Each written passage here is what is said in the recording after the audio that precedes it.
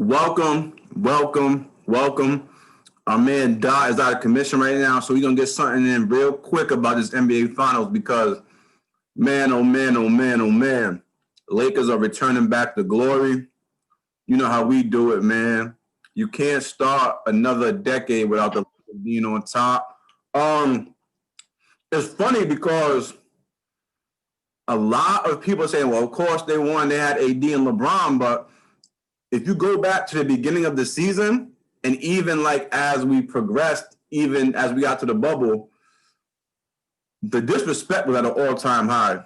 First of all, I seen credible journalists saying the Lakers are more likely to miss the playoffs than win an NBA championship when the season started. I seen credible analysts saying that we're going to finish middle of the pack in the West. I've seen credible analysts saying that AD made the biggest mistake of his career letting Clutch move him to the Lakers, and that if he'd have just stayed in Zion, he would have been in a better situation. All right, so in all fairness to those points, I can't dispute what you heard and why you heard it.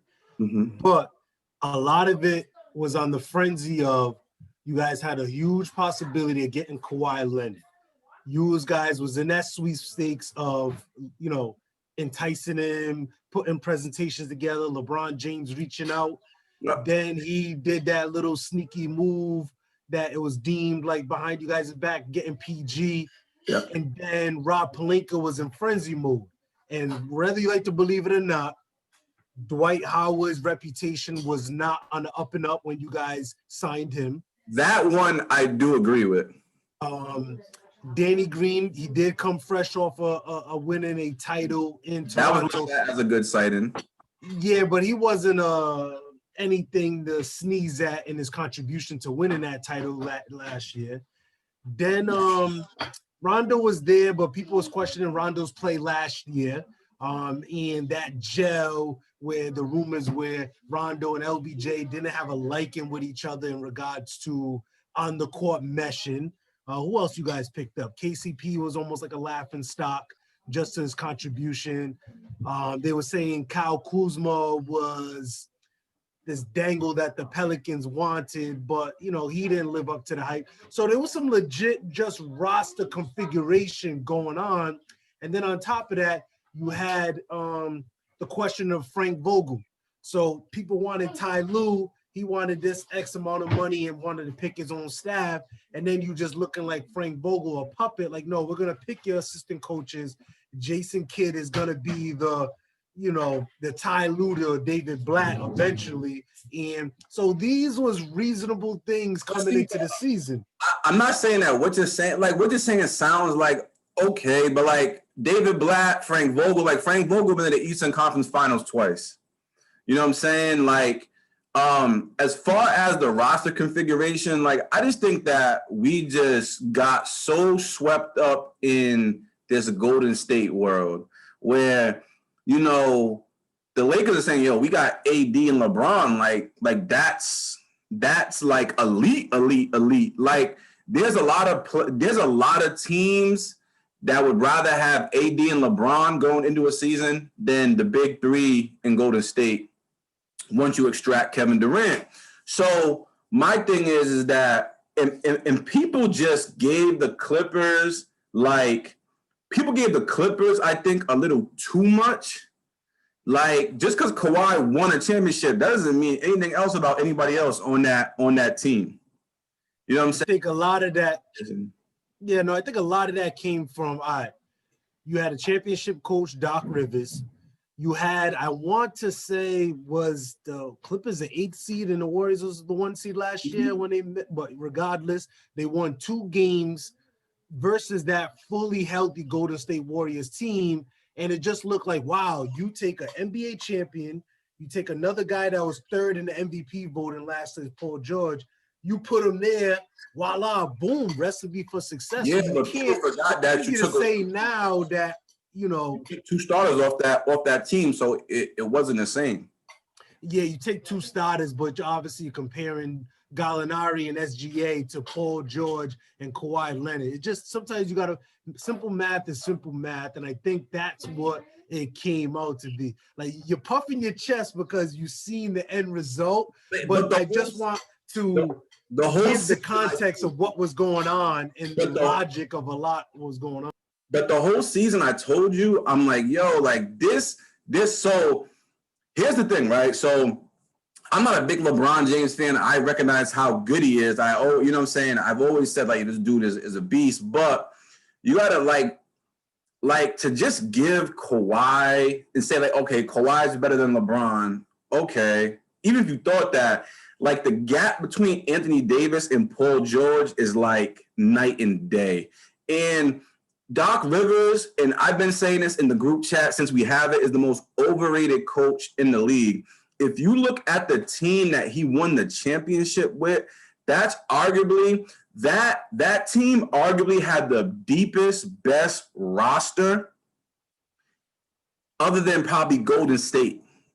You know what I'm saying? Like when you talk about like they had like Tony Allen coming off the bench, Posey coming off the bench, like Big Baby Davis coming off the bench, Sam Cassell, PJ Brown, like they were loaded. So I get it, but I just think that now seeing it as a Lakers fan, like more so because I feel like Bron took over the Lakers. So now we're getting all the residual hate from people that just don't like LeBron. And I'm just saying, like, look, is LeBron the GOAT? I don't know. We'll have that conversation another day. It's probably a whole podcast in and of itself. But LeBron James, like even when we were getting ready to head into the playoffs and he was around in the form, I'm like, see, I've been trying to tell you guys, like, listen, like it's about to happen. And then in the bubble, before they got in there, I said, he's the guy that's going to have them dudes ready to play. Right. But you have to see, I like transparency and I like honesty. And I want you to be honest. Yeah. You had issues with LeBron putting his imprint on the Lakers organization in regards to the coaching staff, player personnel, and especially when he was trying to force those young guys out and bring AD in. So this was something that Magic, Rich Paul, and LeBron James thought of in that living room. And you had, because you didn't like what he did with Cleveland, you didn't like what he did, not in the sense of, the results, but meaning how he went about it and, how he uses the media to manipulate X, Y, and Z. I appreciate you being honest that you're not the usual LeBron James fan, but I hope you see his impact and what he could do for a winning culture. Well, the thing that I still don't like about LeBron is that I just don't want us to get so stripped that after LeBron leaves or he retires, that we just have nothing in the cupboard. Like, as much as I love AD is not like, he's not a franchise dude. Like, he's a franchise level talent, but I don't think that he's like a marquee, and I don't think that there's a lot of those guys out there. Like, I'm looking at LeBron, I'm looking at Steph, maybe Harden, maybe a couple other guys, but so that's what scares me. And I think that's why people say there was the emphasis on bringing in Kawhi, because if you bring in Kawhi, you just cut out everything. Like nobody's beating that team. But I would like to see, like, the one thing that I do respect is that I think that for the first time that LeBron really respects the owner. He definitely didn't respect Dan Gilbert. And like the Mickey Arison thing with Pat Riley, like it was good and then it got bad quick. It's a good point. So I'm hoping that I'm hoping that there's like a transition plan, because like what LeBron did this playoffs is just unbelievable. But I think especially him reassuring the Laker Nation that I got a lot of years left in me. So to me, I can honestly, and I've been saying this in the chat, see him doing this for another 2 to 3 years at this 28, 9, and 7 clip that, compared to his overall numbers, that's just lukewarm, but that's still elite level play. And, and I will get into what I want you to, what your thoughts on what you want to see the roster look like moving forward. But I'm gonna say two if you things. got that, all right, so even 2 years, to me, that's... But what I'm saying is that I'm just looking at it like, okay, I don't think that, so like Tom Brady says he wants to play till he's 100, but even if you're putting up numbers, I feel like, so like take game 5, for instance, that the Lakers lost to Miami. Like Bron getting 40, 10, and 10 when he was 27, like he would have he would have ran Miami off the court. But when you get older, you kind of get your number. It's not the same. I get what you mean, impact-wise. Yeah. But then again, you can't take into account the face that hates Duncan Robinson going 7 for 13 for threes. Like there's a lot of factors going into it, but I get what you mean, like impact, like it meant something in the game, like, oh snap, we can't stop this dude on level. And my thing is, I think that eventually they're gonna whether they do it this year or next year, they're gonna have to bring in another superstar, and I'm gonna tell you why. So Bron benefited the most from the pandemic, and I'm gonna tell you why. Bron is the most disciplined player in the league, so he kept everybody together and going during that whole break. Mind you, he got a nice 4 or 5 month break for his 35-year-old legs. And that rest probably benefited him more than anybody. So I can't dispute that. Everyone got the same break and rest, but if you take into account his age and the year and the minutes on his body, I'll give you that. All right, continue. And I also think that when you're a championship team, you constantly have to retool. So I would like to see them make a push for Bradley Beal. For Victor Oladipo, I'm lukewarm on, because what does he really bring that I think that his salary and his minutes and his shots and his profile on the team, I'd rather keep some of those other role players that know their role. So you see a significant amount of difference in between Bradley Beal and Victor Oladipo, game-wise, skill-wise, or just fit? Like what do you see Beal possesses that Victor doesn't pre-injury? Fit. Like Beal can, you can run him off screens. He can hit open jumpers. Oladipo needs the ball in his hand, and he's not going to have that. You know what I'm saying, with LeBron. And part of the reason why I didn't want to break up the young core as much as they did is I think that we did. I mean, you win a championship, so you do it every single time.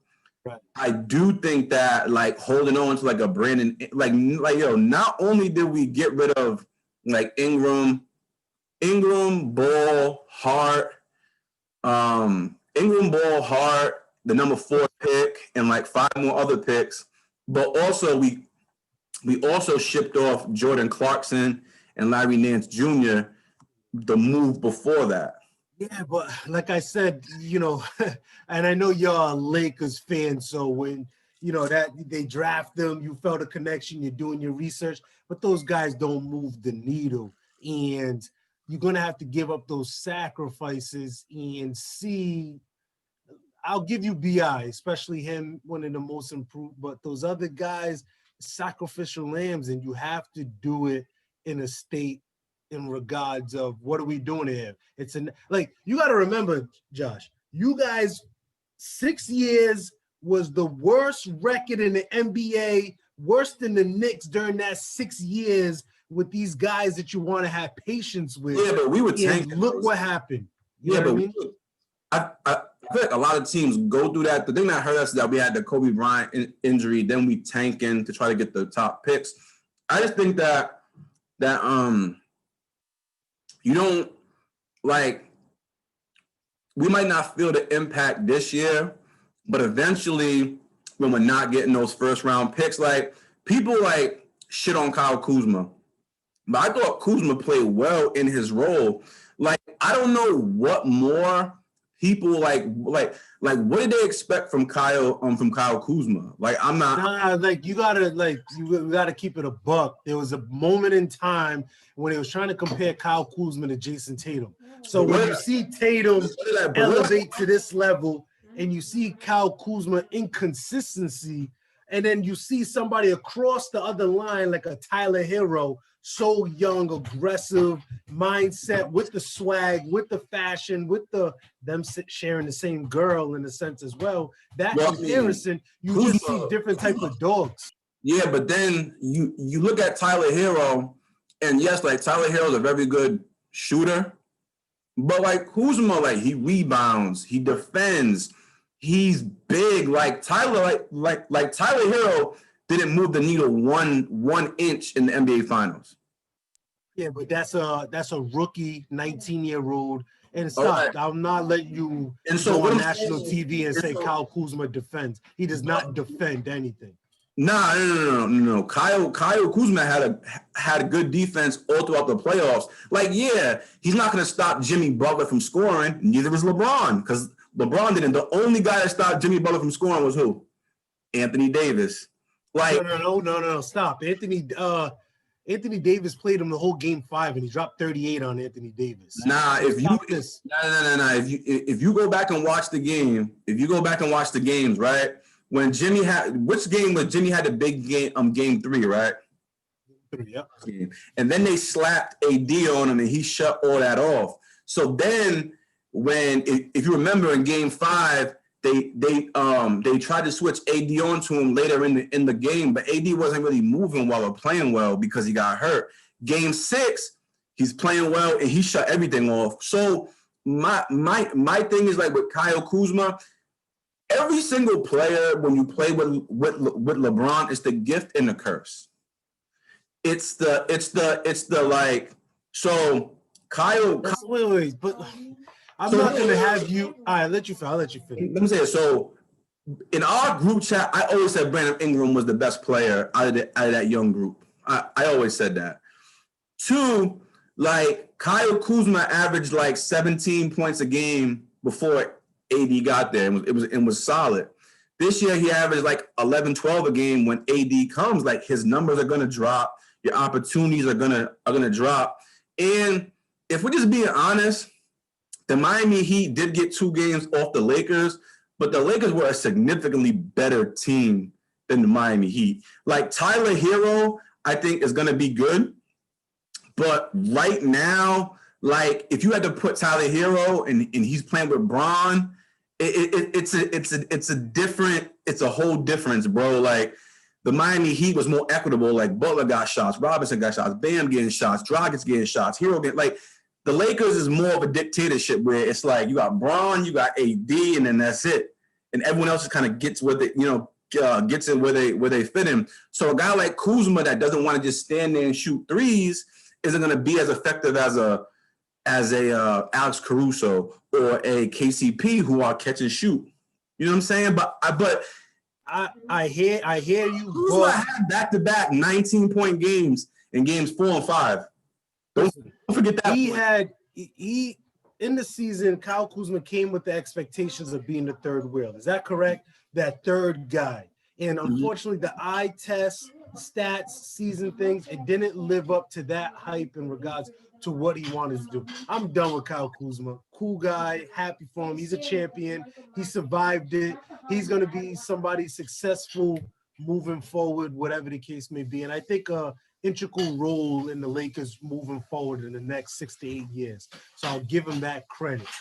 Let's talk about the Lakers and what they have to do or need to do to repeat. What is your thoughts as a Laker fan? I think that the Lakers are the main thing that has to happen is just health. AD has to stay healthy. This dude is on the floor. He's 6'11" and on the floor like every play. So Bron got to stay healthy. AD got to stay healthy. That's one. If that happens, like we're going to be right back in position. So I say this: out of the current roster that we do have, I would like to keep most of the guys And don't forget, we got Avery Bradley too. So we're already the best defensive team in the league by far. So I do think that, one, you go after that superstar level caliber player, whoever it is. Two, I don't know what Dwight Howard's going to do, so you might need to have a contingency plan for Dwight. And I'll say this: if we can't get a superstar level player, we need to find somebody that is a good two-way player to start transitioning Danny Green out of there. Yeah, you can't. 15 mil. That's too much. Too high for your blood. I see the Lakers being top 1 or 2 again. Obviously, I think the Clippers and the moves that they decide is going to have a lot to say with that. I think their approach is going to be different, and I think they're limited in what their roster moves, what they can do. But I see the Clippers being up there. I want to see what the Golden State Warriors. But just speaking on the Lakers, because we're just on them. Honestly, Danny has to go, and that chose me to say that being a real Spurs fan. Avery Bradley coming back. Honestly, you guys need to keep Rondo. Like, he was an integral piece to this playoff run this whole year, getting his body in shape, and then just hearing a lot of the young guys saying that some of the locker room talks, it was LeBron and Rondo head to head. Like, they led all those type of talks and motivational speeches and team morale bonding and things of that nature. So just keeping him. And then not for nothing, I have to give Frank Vogel a lot of credit, man. Like, not for nothing. This was the first time me hearing the sound bites of the game and how he just had nicknames for guys, dapping them up, like talk like one of them, and you could tell like he had an approach to be like, yo, you're sitting today, you're starting today, you're coming out right now. No, we're sticking to the game plan, making it. So I ished on him a lot in the beginning because, you know, I was like, damn, play Ty Lue. Like, you know, LeBron wanted Ty. No, actually, no, it wasn't LeBron. Magic Johnson wanted Ty Lue. And I know that was some of the tiff that he had with Rob and Jeannie, amongst other things was going on. But Gotta give him credit. But I want to hear you praise LeBron and what he did for this Laker nation, and from where you was at when he first signed, and what is your mindset now on LeBron James? I'm not talking greatest of all time, that talk, whatever. Just your thought process of LeBron James, the man and the player. My mindset on LeBron has not changed one bit since forever, really. Like, LeBron James is the best player in the league. I think that Giannis over 82 games, obviously, is the younger man. He's gonna have, he's gonna play better over the course of a season. But I just think that the difference with LeBron and a lot of other superstars is just that the dude is just indestructible. That's one thing. Like Bron almost gave me like Shaq in 2001 vibes, like in a sense where like I know that like no matter what, like we could depend on LeBron to be like elite every single game. And the difference between Shaq and Bron in terms of like, I'm feeling like, all right, like no matter what happens, we have a chance to win, blah, blah, blah, because we have the best player. But Bron is in control of the basketball, so he has so much imprint on the game. And the good thing about LeBron that you don't really have to worry about with a lot of other, like you have to worry about like a lot of other teams, is that everyone's going to fall in line. From Anthony Davis all the way down to Deion Waiters and J.R. Smith. Everyone's going to fall in line, do what they're supposed to do. And if we were going to lose, we were going to just get beat by a better team. And the one thing that he does that I think that the only other person I think in the league currently that does this for you is Steph Curry, is that when you're on the team, you know that the ultimate goal is to win. The ultimate goal is to win the championship. I think, right. Man, honestly, you already know. Obviously, my favorite team is the Spurs.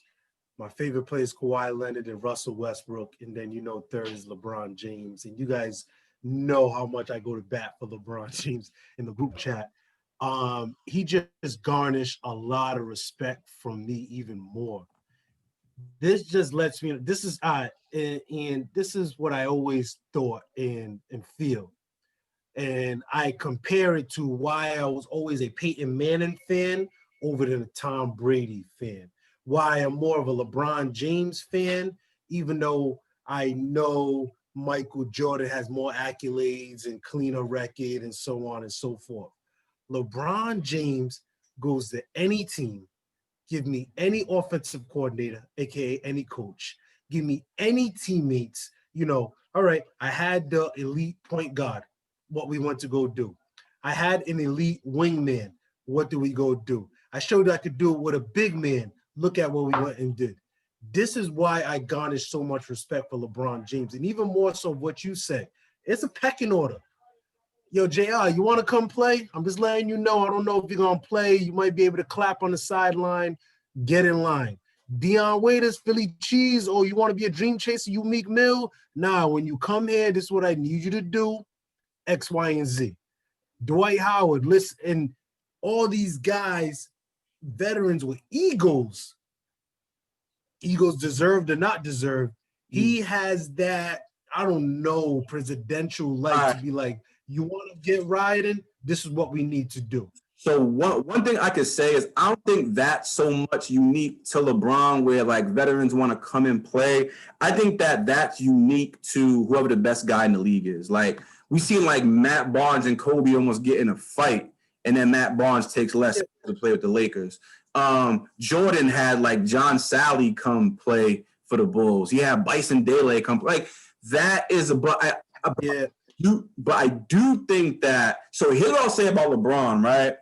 And I really want to give him his credit. He, like the difference between him. So one thing that I don't like that is going on right now, that people be like, oh, LeBron took 3 different teams. Like, yes, he did, but I could say that it's easier to kind of jump around to a younger superstar than kind of like have to age with the group that you're with. You know what I'm saying? So no, I disagree with that wholeheartedly. So it's because like I'll let you finish your thought. I disagree. So you go through this run with the Heat, and you can start to sense Dwayne Wade falling apart. So instead of having to stay and have to wait for Pat Riley to go bring somebody in, because Wade was going to get another max deal, Bosh was getting a max deal. So now it's like, all right, I'm going to go to team up with 2 all-stars who are in their mid-20s and do my thing with them. Then when I feel like the Cleveland situation is starting to break down, I'm going to leave and I'm going to go to LA and I'm going to get another young superstar, you know what I'm saying, team up with him. So I understand both perspectives, and I'm not gonna say it's easier, but it's just a different challenge.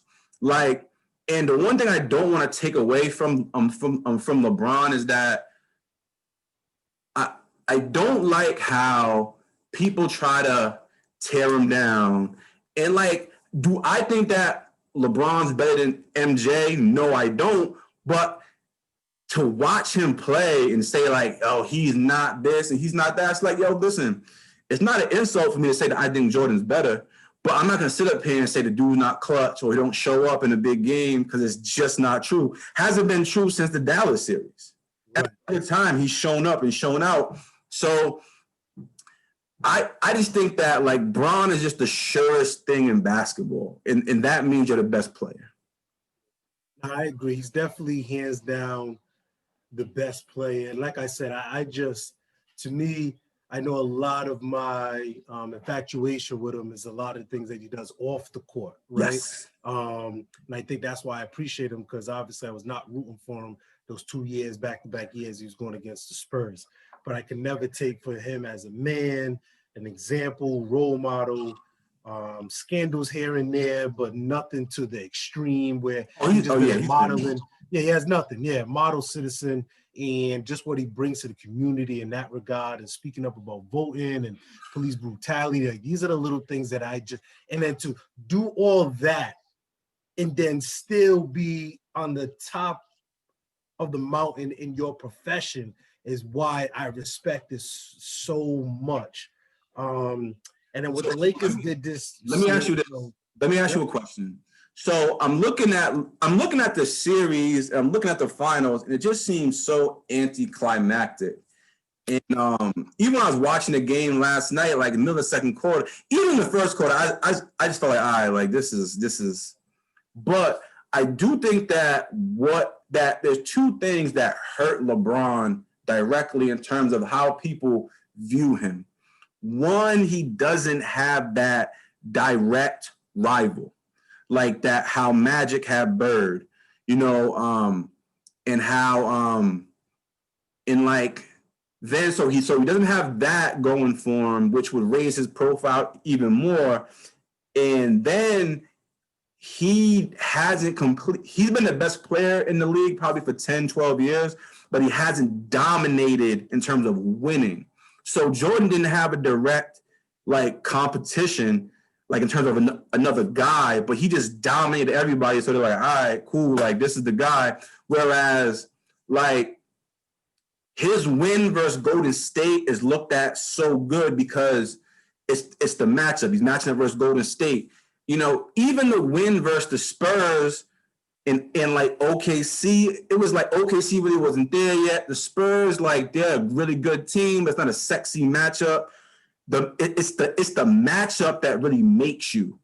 And I just think that the thing that hurt LeBron in this bubble situation is just that there wasn't that team on the other side. The Clippers weren't as good as we thought. But I think that's why the Clippers got so much backlash and so much turmoil, and everything that transpired afterwards was because that was that sexy matchup that everybody was yearning for. The battle of the LA teams, you know what I mean? And everyone's viewing that Western Conference Finals as the real finals.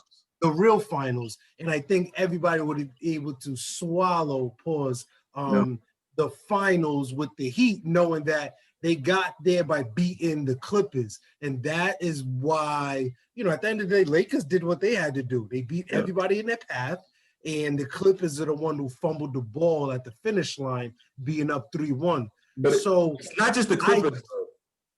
It's not just. What do you mean? I think that Giannis in Milwaukee getting that too. Yeah, exactly. I agree. Celtics. If the Celtics would have made it out, they have more name brand guys. Exactly. They've been knocking at the door since forever. Or even just Boston versus LA. That would have been enticing enough. So I get it, but to me, the people who do have the backlash, that you can't take that out of LeBron. The people that didn't meet their quota and their expectations is the Celtics, the Bucks, the Clippers. Those are the guys that are at fault. But he doesn't, it's not the same juice. So I can give you another example that's a non-LeBron example. So I'm a Lakers fan. I've been a Lakers fan since forever, when we had Eddie Jones and Nick Van Exel, even before then, Absolutely. I could vouch for that. Yep. So I'm looking at the 2009 NBA Finals where KG was hurt in the final and didn't play in the playoffs, and they lost to Orlando. So the Lakers that year won 65 games. They were loaded. They had the perfect team. Ariza was there. It was great. But Boston didn't make it, so we didn't get to play them in the finals. Then I'm thinking, all right, cool. It's going to be Kobe versus Bron. They had the puppets. It's going to be a crazy blockbuster matchup. And then LeBron gets beat by the Orlando Magic. So that championship was dope for me because but it didn't have that same that same buzz. Then the next year, the Lakers and the Celtics limped into the finals, and it was like a slugfest for 7 games, an ugly game 7, and we won. And that's such more of a memorable series and championship because of who you beat. Right. And that, I can't dispute that logic or that thought process. It definitely makes sense. I just know to the novice NBA fan, you won 4, you got 4, the same way that, Tim Duncan's first ring. Oh, it was a lockout year. So when you're trying to find something, you can go find something. At the end of the day, the numbers are the numbers. And at the end of the day, me personally, I was kind of happy that the Heat won 2 games. It would have looked even uglier for LeBron in regards to what you're talking about if they would have swept them. You know what I mean? It showed Jimmy Butler having 2 historical games. And you've seen that this whole playoffs, and we discussed it in the chat a lot about how they try to prop up the Portland Trail Blazers to be something epic that they're not. Then all of a sudden, dynamic duo Russ and Harden, and losing those game 1s in those back-to-back series.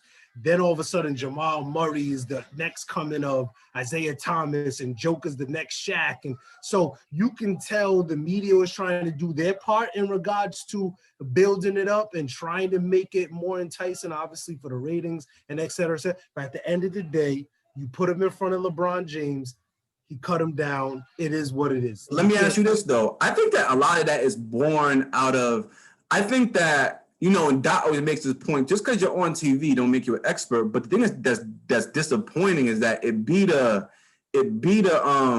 the former players. It'd be the Charles Barkleys, the Reggie, like all these guys we look at as like stars.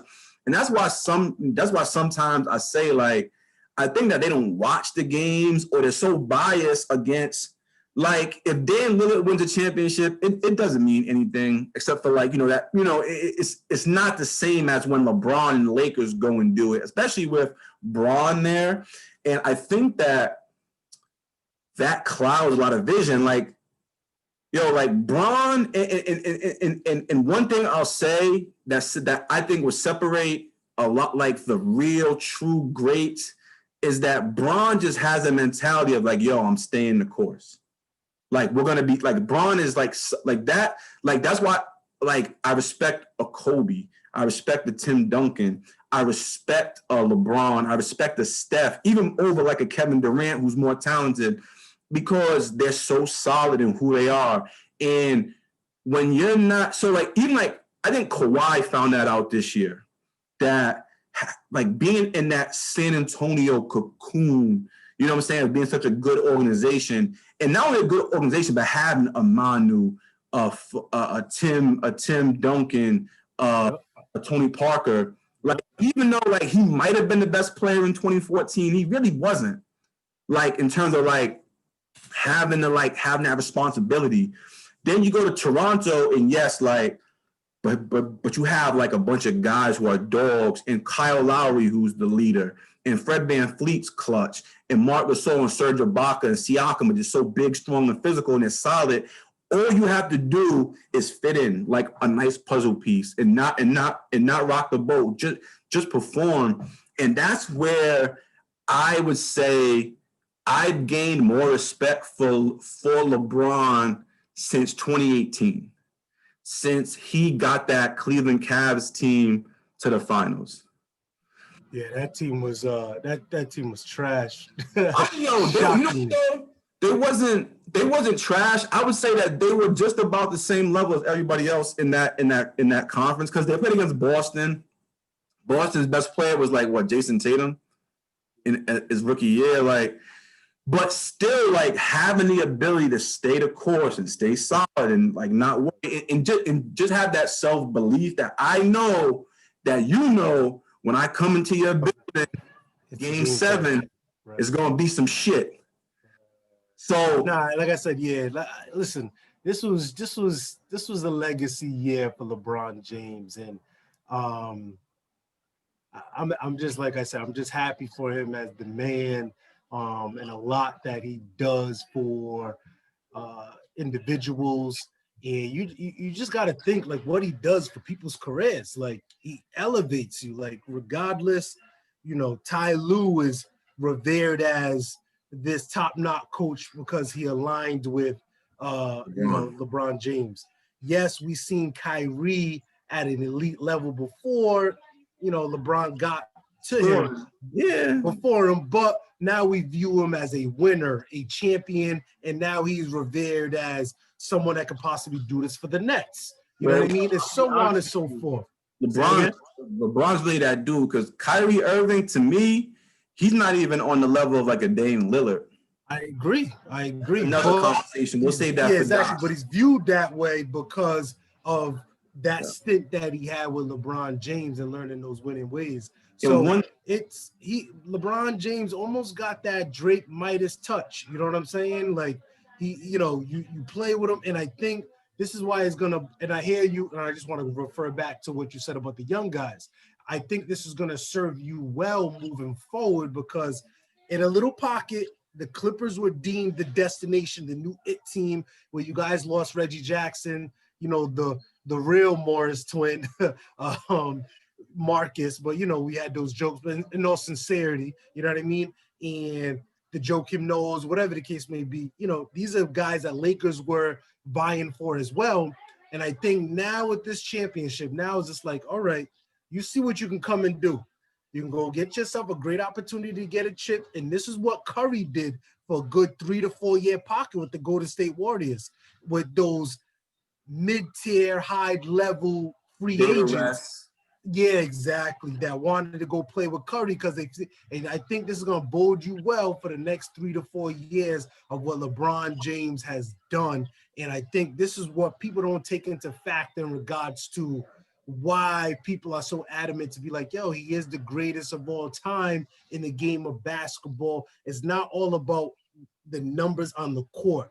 It's culturally what he can do to a franchise, to a coach, to a GM, to everybody that surrounds him is why I view him a different light. But, we could save that for another podcast. Yeah, it's hard to talk because I'm like the oldest guy in our chat. I'm 35, and the last real good Michael Jordan year was 98. So I was 13. So, I mean, I seen it. I knew what was going on, but you don't absorb it the same way you do as an adult.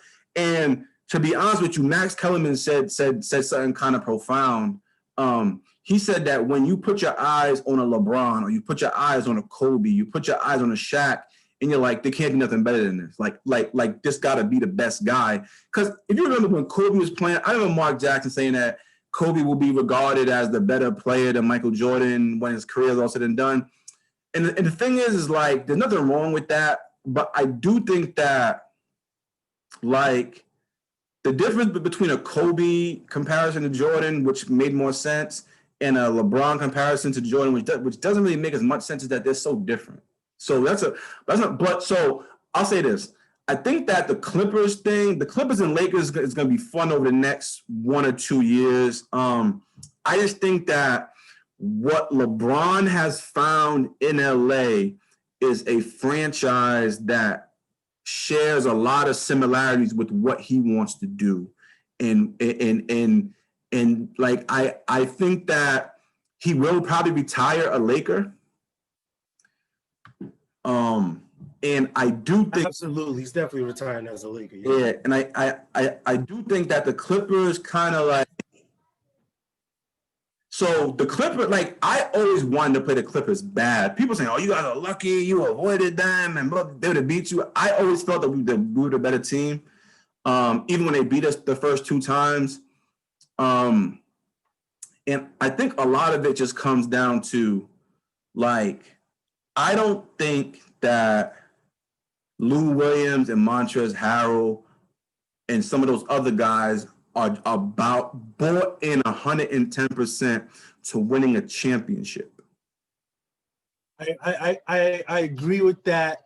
I agree that in the sense of, yes, you're correct. If they had the proper guidance, I feel like they could get to, like, and this is my flaw with Kawhi Leonard versus LeBron James, and we talked about it multiple times. Yep. Like, me personally, on a just right now, age-wise and what they can do, I still believe Kawhi Leonard is better. That's just my opinion. But in the sense of the total package and what brings to a team, why I agree that somebody will pick LeBron James, because right now he's a leader, he's vocal, he builds his morale, he's spirited, he'll fend for his players, he'll put them in right positions, where Kawhi Leonard is like, let me get mines, watch me, and you can't win you can't win like that. And Curry and Draymond was that for Golden State Warriors with the tutelage of Mark Jackson and Steve Kerr. I'm not going to dispute that. And the great front office. I see Ballmer is trying to do that as well with the Clippers. but he's such a newbie and a novice to the game of basketball and the integral parts of it. So he's relying on Lawrence Frank and Doc Rivers, which, as I agree with you, I agree that he's overrated as well. And then you have a superstar, Kawhi Leonard, is like, you know what I'm saying? And that right there is detriment to a team. So we'll get to it. Then you got your second co-star talking about I'm in a dark place and social media is bothering me. And that would never happen with LeBron. That would never happen with LeBron. So Kevin Love that's the difference right there. Kevin Love was having mental issues, and LeBron kind of saw it, and I think that he kind of pulled back because at first Bron likes the one flaw I think is that Bron doesn't want to take no ownership when something goes bad. He's like, yo, he's smart in that way. Like, yo, let me divorce y'all lost, I didn't lose, I had 40. So just to tie this all up, just what I saw basketball wise for all of our basketball heads, and maybe I'll make a short clip of this and post it. If you look at what the Lakers did defensively from the Portland series to the Houston series to the Denver series to the Miami series.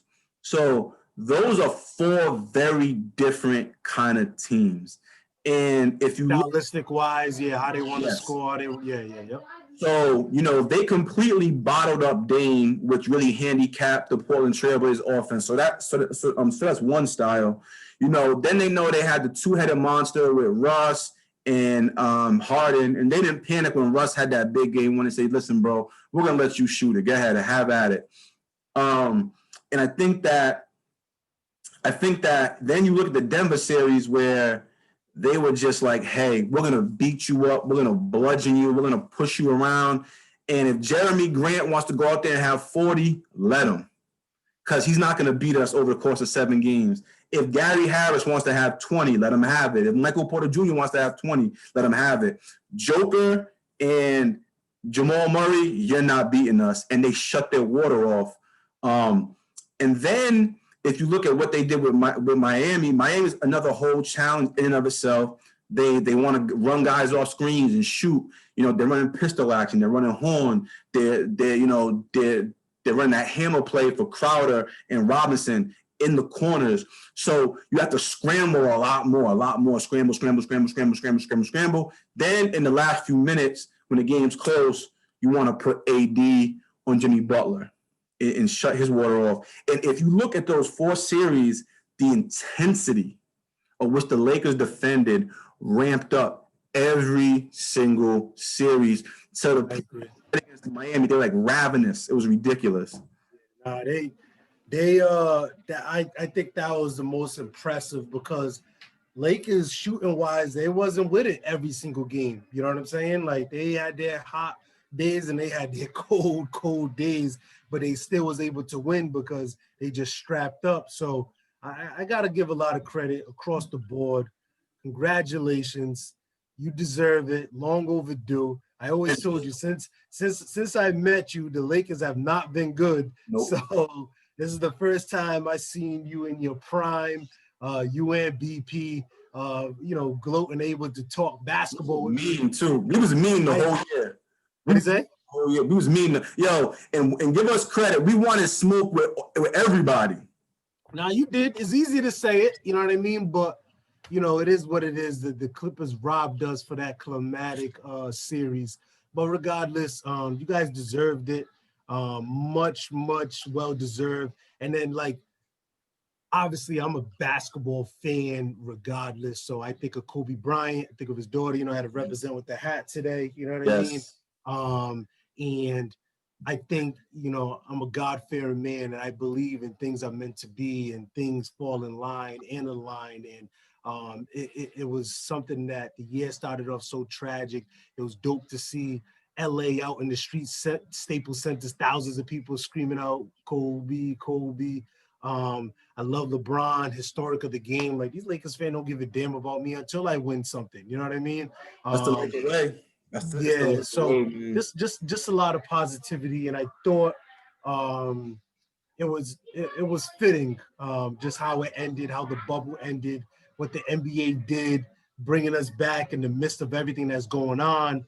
Adam Silver, 0 positive tests. So That lets you know if you follow the social guidelines, you wear a mask, you test, we could get through this as a country. And I hope that is just eye openers when, we're going to talk about it tomorrow. When you see what happened with baseball, when you see what happened with the NFL, you see what happened with President Trump and just in the White House itself and the super spreaders and all this stuff. So this thing's real, is not going away, but I can't wait another 3.5 months. I can't wait for the NBA draft next month too. Like these, sports is coming back. Melo's So the top pick. is that? LaMelo's going to be the top pick. I hope, and you already know I'm be flexing hard for Triple B. No, hold on. I need you to give me Rock Nation and LeVar. I need you to give me some credit. I told you when he was a freshman, he was 6'1". He was a lottery pick. Yeah, you did. You mentioned that. Like I didn't know he was gonna be number 1 pick, but I knew. Yeah. This is crazy. Like to think he was the guy getting ridiculed for scoring 90-something points, and it was saying 60 of them was basket hanging. Oh yeah, he was he's getting killed. All for marketing. Right, and then to now this is unbelievable. But no, it was a great series, great season. I'm very confident. I just want to see a healthy NBA. And I mean healthy in the sense of hopefully COVID lessens up. We get the crowds back, arenas open up, that healthy, and then the play is healthy. I miss Curry. I miss Clay. I miss KD. I miss Kyrie. I even miss John Wall. You know what I mean? Like I just want everybody to come back healthy and let's go at this again. You know what I mean? So congratulations. And I finished this with saying one night with just a ending off, just giving LeBron James, whether you like him, love him, can't stand him, hate him, want to root against him, root for him, man, just enjoy it because it's not as much fun when you don't have someone to root for as hard as people root for him or root against. Like you see how whack the NBA was this year with no Golden State. You know what I'm saying? Like, even though I'm a Lakers fan, I understand that Golden State is the box office draw now with Steph Curry and those guys. But listen, we have maybe 2 more years left of LeBron at a high level that he's at now. Enjoy it. Soak it in. Whether you want to root hard against him, enjoy that. Whether you want to root hard for him, enjoy that. Whether you're just a Lakers fan like me and you're happy he's on the team but not a huge fan of him, enjoy that. We're not going to have it much longer, so make sure you enjoy. Absolutely. Honestly, I don't see, maybe, but as of right now, I don't see anybody doing something similar to LeBron James for this longevity of time. So I definitely echo everything you say. Enjoy. You want to hate on him hard right now. And if you love him hard right now because, 2-3 years from now, he's going to be gone and the NBA is going to be different. And we just got to appreciate what we have, man. But it's a great NBA series, man. I'm happy for you. I'm happy. I can't be a hater. I'm humbled right now. But like I said, one time for Kobe Bryant, rest in peace, Gigi Bryant, and the whole Laker Nations. Congratulations. You guys deserve it. I need the FanDuel to hit. I said FanDuel, I'm looking strong right now. Yeah. Kamara do anything? Not really. Oh, yeah. Who do you end up having? Who is your guy? You can say it now. Allen. Oh, yeah. You're Gucci. He scored a touchdown. Oh, yeah, you got that. I'm just trying to win my side bet. So I think I can still pull off second. You know what I mean? Because I got Kamara and then I got Hunter Henry. No. I got Jonas Smith, the tight end for the Titans. Okay. Hey, tomorrow. Yo, listen, dudes try to get sneaky in there today. Yeah. I'm glad Dot held his own down, but I was just like, what is going on? Why are we even discussing this? Like, it's going to be fixed, and people was really about to buy into that because they had crappy things. So you already know, man. I was about to hit Dot on the side, but he came correct in the chat. So I'm like, all right, I'm, glad you stuck up, Kamish, because this is the most stupidest thing I ever heard. And my Colts lost. I'm trying to even out those bets. All right, my G. Congratulations. Appreciate you. Peace. Peace, man.